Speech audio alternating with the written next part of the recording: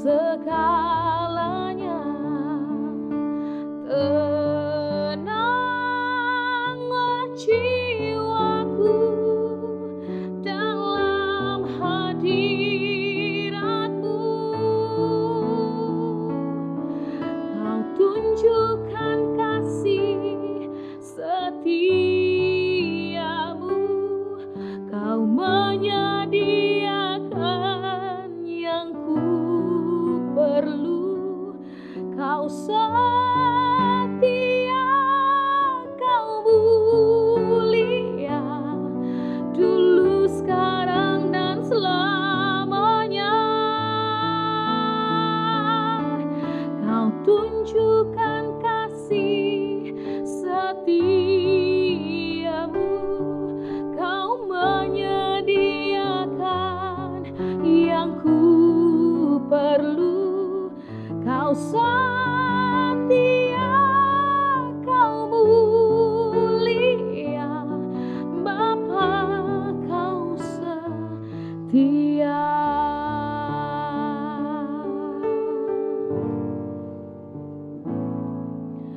Bapa, Kau setia. Bapa, Kau mulia. Tenanglah jiwaku dalam bersama-Mu. Lebih dari harta, Kaulah segalanya. Tenanglah jiwaku dalam hadirat-Mu.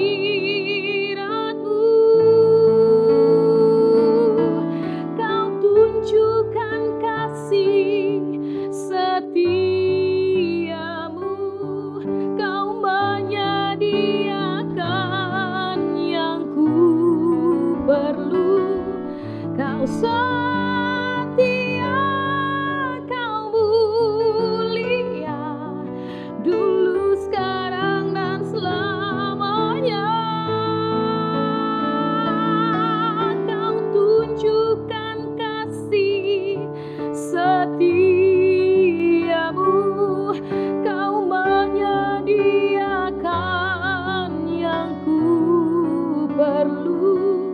Kau setia, Kau mulia, Bapa, Kau setia.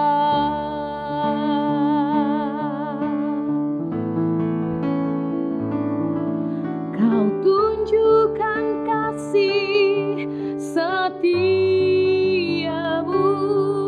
Kau menyediakan yang ku perlu. Kau setia, Kau mulia, dulu, sekarang, dan selamanya. Kau tunjukkan kasih setiamu, Kau menyediakan yang ku perlu. Kau setia, Kau mulia, dulu, sekarang, dan selamanya. Kau tunjukkan kasih setiamu, Kau menyediakan yang ku perlu. Kau setia, Kau mulia, Bapa, Kau setia. Kau setia, Kau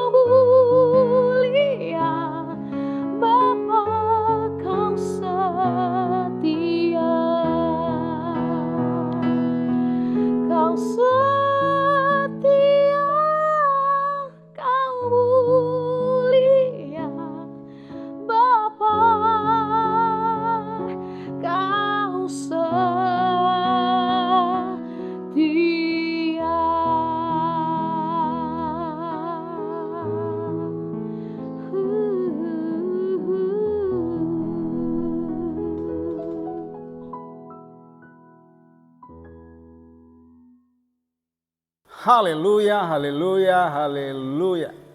Puji Tuhan, saudara saya kasih dalam Tuhan Yesus Kristus. Kita akan belajar firman Tuhan hari ini. Dan tema yang saya angkat adalah uang dan dampaknya dalam kehidupan orang Kristen. Sekali lagi tema hari ini uang dan dampaknya dalam kehidupan orang Kristen. Saudara, menurut catatan uang itu adalah alat tukar atau standar pengukur nilai kesatuan yang sah. Pada zaman dulu, orang-orang tidak membelinya dengan uang, hanya barter. Jadi pada zaman dulu alat tukar adalah barang yang senilai. Jadi misalnya kira-kira kalau barang saya 1 kilo senilai dengan barang yang 1 kilo, maka kemudian itu dibarter. Itu zaman dulu. Oke. Nah, saudara yang saya kasih dalam Tuhan Yesus, dalam kehidupan kekristenan, salah satu tantangan terbesar itu adalah masalah uang. Karena uang itu merupakan kebutuhan pokok dari manusia itu. Nah, saudara, beberapa banyak orang jatuh dalam dosa dan Alkitab memberikan contoh. Ada orang-orang jatuh karena mengejar uang. Nah, saudara, saya ingin berbagi dengan saudara beberapa hal penting sehubungan dengan uang, dampak uang dalam kehidupan kekristenan. Mari kita baca dulu ayat pokok yang sering dibaca dan ayat ini populer sekali saudara ya. Yohanes pasal 10 ayat yang ke-10. Yohanes 10 ayat yang ke-10. Oke, bunyinya demikian. Pencuri datang hanya untuk mencuri dan membunuh dan membinasakan. Aku datang supaya mereka mempunyai hidup dan mempunyainya dalam segala kelimpahan. Kata kelimpahan itu diterjemahkan dari kata perison. Artinya berlebih atau berlebih-lebihan atau lebih, pokoknya banyak. Nah, kata kelimpahan itu identik dengan kaya. Karena dalam Kamus Besar Bahasa Indonesia kata kaya itu artinya memiliki banyak. Oke, kita melihat perbedaan yang begitu kentara sekali antara tujuan dari roh yang satu dengan roh yang satu. Tujuan dari roh yang satu yang disebut dengan roh jahat disebut di sana sebagai apa yang namanya pencuri. Kata Yesus, pencuri itu datang hanya untuk mencuri, membunuh dan membinasakan. Sementara aku datang, kelompok atau roh yang kedua yaitu Yesus, aku datang supaya manusia itu mempunyai hidup dan hidupnya dalam kelimpahan. Dengan kata lain, mempunyai hidup yang tidak miskin. Nah, saudara, untuk bisa memiliki hal-hal yang berlimpah atau menjadi orang yang memiliki hal yang banyak, tentunya kita butuh uang. Kita butuh uang untuk menjadi kaya. Kita butuh uang untuk memperoleh segala sesuatu. Nah, uang ini adalah standar tukar yang sah. Oke. Kemudian apa hubungannya, dampaknya dalam hidup kekristenan yang berhubungan dengan uang, saudara? Ya, apa dampak? Mari kita lihat, saudara.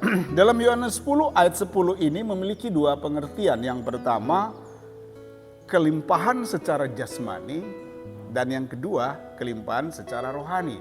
Kelimpahan jasmani tentunya berbicara tentang uang atau benda-benda yang berharga. Tapi kemudian kelimpahan secara rohani itu tentunya berbicara tentang iman. Jadi saudara yang kasih dalam Tuhan Yesus, orang Kristen, dia harus bisa hidup dan mampu mengatur hidupnya untuk tahu pada saat mana kita membutuhkan uang, yang kemudian kita bekerja untuk mendapatkan uang. Tapi dia juga harus tahu pada saat mana dia harus memiliki iman. Karena uang dan iman itu dua-duanya adalah sebuah kebutuhan, saudara ya. Tetapi jangan salah, walaupun kebutuhan uang itu untuk segala sesuatu yang kita perlukan, karena dalam kitab Pengkhotbah pasal 10 ayat yang ke-19 dikatakan bahwa uang itu memungkinkan segalanya. Tetapi jangan lupa ada kebutuhan lain yang Tuhan berikan kepada kita yang membuat kita bisa seimbang. Orang-orang yang tidak punya iman, dia tidak mampu mengelola keuangannya dengan benar. Sehingga bisa membuat dia melakukan banyak pelanggaran-pelanggaran, baik menyakiti Tuhan maupun orang-orang di sekitar. Tetapi orang yang memiliki uang, tapi dia memiliki iman, maka dia mampu mengelola uang itu dengan baik, dan dampaknya dia bisa menyenangkan Tuhan, dan tentunya tidak akan bertabrakan dengan orang-orang di sekitar kita. Saudara yang saya kasih dalam Tuhan Yesus, di dalam kitab Markus, ya dalam kitab Markus pasal yang ke-6 ayat yang ke-36 dan seterusnya saya nggak usah baca, tapi itu tentang Yesus memberi makan 5.000 orang. Pada saat hari sudah sore dan kemudian mereka para murid mulai gelisah jika orang-orang ini tidak disuruh pulang, maka tentunya tidak akan cukup bahan untuk memberi makan mereka. Kemudian Yesus bilang, kamu harus memberi mereka makan. Nah, jawaban daripada murid itu seperti ini. Haruskah kami membeli roti seharga 200 dinar? Nah, 200 dinar ini berbicara tentang uang, alat tukar yang sah. 200 dinar untuk orang sebanyak ini pun, kata Filipus, itu enggak cukup. Jadi jika ada saat-saat di mana jika kita terlalu bergantung pada uang dan menganggap bahwa uang itu adalah solusi dari semua persoalan, maka Anda keliru, saudara. Pada saat seperti itu di mana tidak punya waktu untuk belanja, uang 200 dinar pun kata Filipus itu nggak ada artinya, karena 5.000 orang itu pun cuma laki-laki, belum dihitung perempuan dan anak-anak. Tapi kemudian Yesus melakukan sesuatu yang luar biasa. Ini yang namanya iman. Ketika ada 5 roti dan 2 ikan, maka kemudian Yesus berdoa kepada Bapa. Lalu 5 roti dan 2 ikan itu bisa mengatasi masalah. Dan yang paling luar biasa lagi, ada sisa 12 bakul. Nah saudara, uang itu memiliki 2 dampak dalam kehidupan kekristenan. Yang pertama adalah dampak positif. Dampak positif daripada uang, salah satu ungkapan doa dalam doa Bapa kami, berilah kami pada hari ini makanan kami secukupnya. Tentunya jika ada uang, maka kita bisa membeli makanan untuk kita makan untuk kebutuhan hari ini. Tetapi ingat, ada kata secukupnya. Itu apa maksudnya? Itu maksudnya supaya kita tidak serakah. Oke. Dampak positif seperti itu, saudara. Kemudian ada juga dampak negatif dari uang itu dalam 1 Timotius 6 ayat yang ke-10. Kalau ini saya akan baca, saudara. 1 Timotius 6 ayat yang ke-10. Oke. Karena akar segala kejahatan ialah cinta akan uang. Sebab itu oleh memburu uanglah beberapa orang telah menyimpang dari iman dan menyiksa dirinya dengan berbagai dosa. Wow. Sudah lihat di sini. Jika tumpuan kita ada pada benda yang disebut dengan uang tadi, menjadi sebuah tumpuan dan andalan sesungguhnya, maka Anda akan kecewa. Uang tidak dapat menyelesaikan persoalan. Oke? Cinta akan uang, akar kejahatan. Dan firman Tuhan berkata, karena memburu uanglah beberapa orang telah jatuh ke dalam dosa dan menyiksa dirinya. Wow, siapa nggak mau kaya? Pendeta pun mau kaya, saudara ya. Pendeta juga punya banyak, pingin punya hal-hal yang luar biasa. Dia pingin punya mobil mewah, dia pingin punya sepeda motor mewah, dia pingin punya rumah bagus. Pingin. Tapi itu bukan ukuran. Bukan standar kehidupan. Mari saudaraku, gunakan uang seperlunya. Gunakan uang seperlunya dan iman itu ditingkatkan. Jadi kita butuh uang, tapi iman kita tidak abaikan. Haleluya. Maka Anda tidak akan tersiksa. Puji Tuhan. Demikian jawab firman Tuhan, berbagi orang yang mendengar, menaruh dalam hati dan merenungkan dalam hidup sehari-hari. Mari kita berdoa. Bapa yang baik, hari ini Engkau mengingatkan kami bagaimana pentingnya uang bagi kami, tapi ada dampak-dampak negatif yang bisa merugikan dan membuat kami menderita. Hamba berdoa, biarlah kami terus diberi hikmat sehingga walaupun kami butuh uang, tapi iman itu tidak pernah akan kalah dengan uang. Kami berdoa buat semua pemirsa dimanapun berada. Tuhan berkati mereka. Dalam segala persoalan-persoalan mereka hadapi yang berhubungan dengan keuangan, Roh Kudus berkarya seluar biasa. Sehingga umat Tuhan tidak menjadikan uang sebagai segalanya, tetapi ada iman sebagai penyeimbang. Sehingga dalam mengelola uang, mereka dapat mengelola dengan benar dan tidak mengalami banyak penderitaan. Terima kasih, kami sudah bersyukur buat firman-Mu. Dalam nama Yesus, haleluya, haleluya, amin.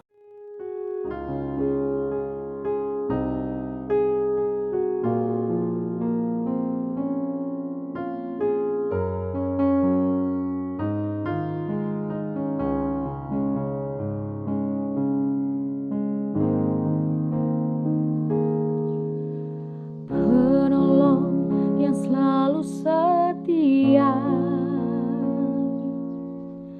memenuhi keperluanku. Tak pernah Dia mengecewakan. Yesusku tak pernah gagal.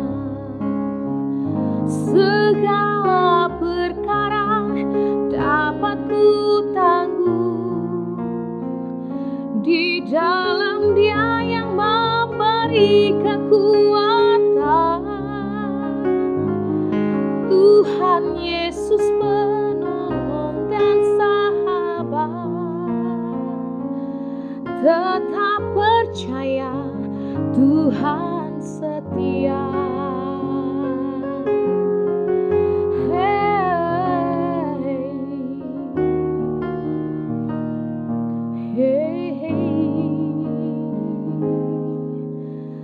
Penolong yang selalu setia, memenuhi keperluanku. Tak pernah Dia mengecewakan. Yesusku tak pernah gagal. Segala perkara dapat ku tanggung di dalam Dia yang memberi kekuatan. Tuhan Yesus penolong dan sahabat, tetap percaya Tuhan setia. Segala perkara dapat ku tanggung di dalam Dia yang memberi kekuatan. Tuhan Yesus penolong dan sahabat, tetap percaya Tuhan setia.